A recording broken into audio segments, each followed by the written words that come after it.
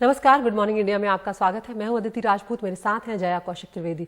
शुरुआत हम कर रहे हैं मुकेश अंबानी के घर एंटीलिया केस के मामले से, जिसमें एक तरफ एनआईए सचिन वजह से पूछताछ कर रही है, जो कि निलंबित मुंबई पुलिस के इंस्पेक्टर हैं, और दूसरी तरफ कई राज जो हैं वो बेपर्दा होने लगे हैं। इस केस की जांच में बरामद कुछ गाड़ियां लगातार रहस्य बनी हुई हैं और एक के बाद एक कई बड़ी बड़ी गाड़ियां जो हैं वो सामने आ रही हैं, जिनका इस्तेमाल इस साजिश में किया गया।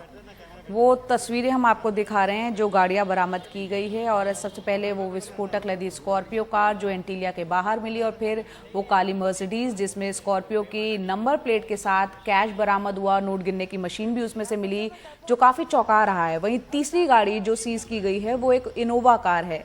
स्कॉर्पियो, इनोवा, लैंड क्रूजर और 2 मर्सिडीज मुंबई में सचिन वजह मामले में अब तक बरामद कर ली गई है। यानी कि कुल 5 कारें एनआईए ने जब्त की है और कम से कम एक और गाड़ी है जिसकी तलाश अभी एनआईए को है।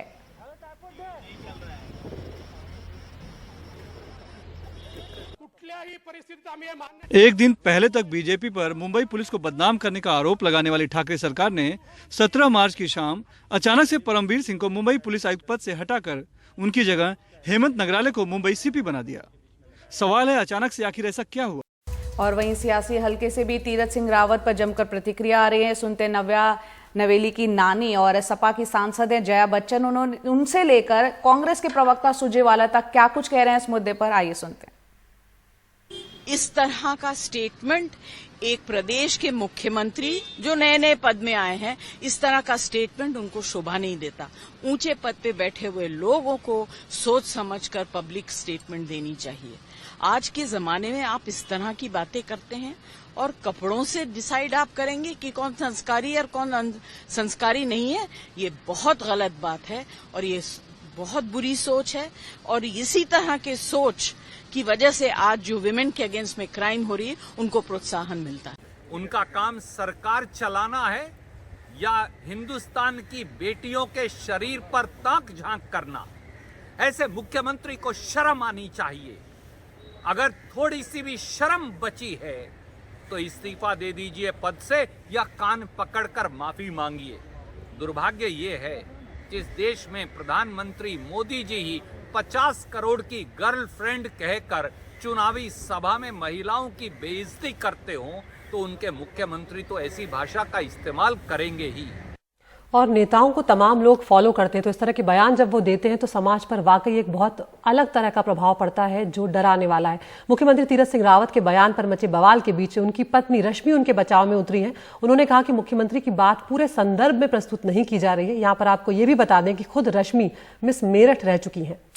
और एक वीडियो के जरिए रश्मि ने ये बात कही है। रश्मि ने कहा कि महिलाओं की भागीदारी समाज और देश के निर्माण में अभूतपूर्व है। हमारे देश की महिलाओं के कंधों पर ही ये जिम्मेदारी है कि वो हमारी सांस्कृतिक धरोहर को बचाएं, हमारी पहचान को बचाएं, हमारी वेशभूषा को बचाएं।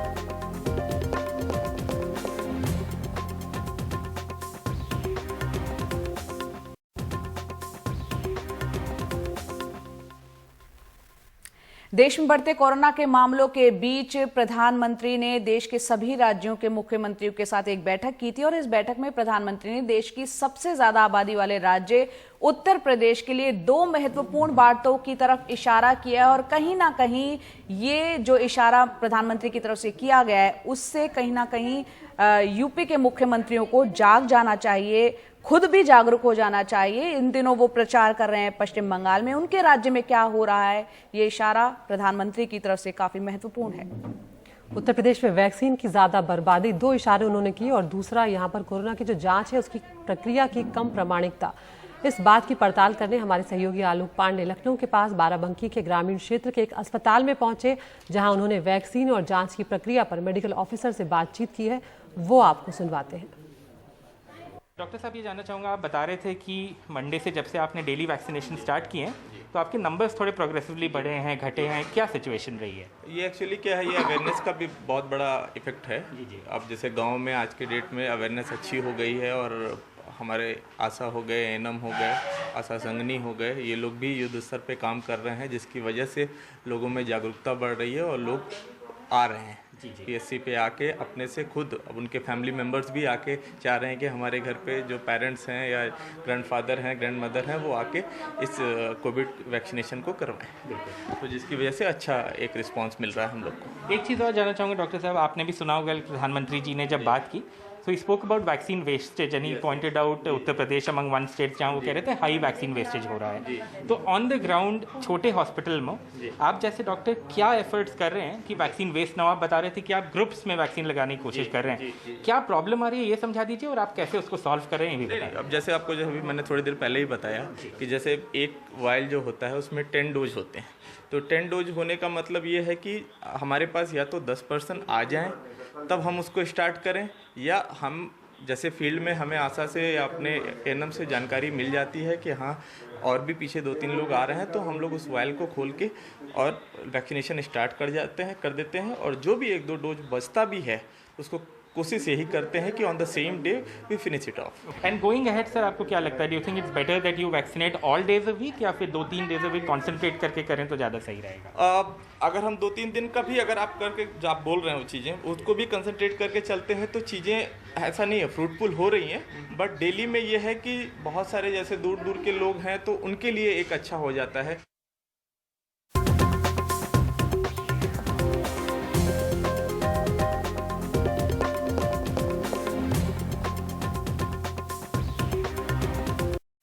और अब वक्त तो चला है टॉप 5 न्यूज आपको दिखाने का। आपको करना यह है कि एनडीटीवी के यूट्यूब चैनल पर जाना है और पोल का हिस्सा बनना है और बताना है किन खबरों को आप पूरा दिन विस्तार से देखना चाहते हैं। पहली खबर है बंगाल से जुड़ी हुई, जहां बीजेपी की किरकिरी हुई है। 2 उम्मीदवारों ने चुनाव लड़ने से इनकार कर दिया है और वहीं दूसरी तरफ बंगाल में बीजेपी के लिए जय श्री राम कहेंगे टीवी के राम अरुण गोविल। तीसरी खबर उत्तर प्रदेश से, जहां प्रयागराज में अजान विवाद के बाद रात 10 बजे से सुबह 6 बजे तक लाउडस्पीकर पर बैन लग गया है। चौथी खबर है उत्तराखंड के नए बने मुख्यमंत्री से जुड़ी हुई। उन्होंने जो विवादित बयान दिया है फटी जीन्स को लेकर, वो बुरी तरह घिर चुके हैं। पांचवी और आखिरी खबर कोरोना से जुड़ी हुई, जो दूसरी लहर है वो डरा रही है क्योंकि 1 महीने में बढ़ चुके हैं 85% सक्रिय मामले। ये तमाम खबरें हमने आपको दिखाई हैं। आप पोल कर बताइए किन खबरों को विस्तार से देखेंगे आप।